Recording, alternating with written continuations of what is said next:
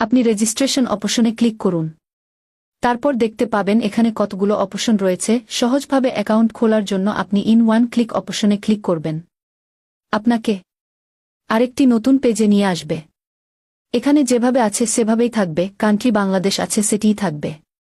Currency Bangladeshi টাকা, এখানে BDT থাকবে, সিলেক্ট বোনাস, স্পট থাকবে।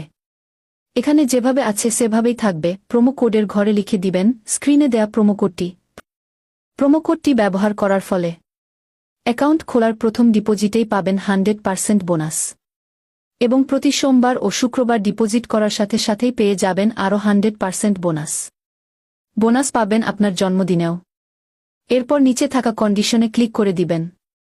এরপর নিচে রেজিস্ট্রেশন অপশনটিতে চাপ দিবেন।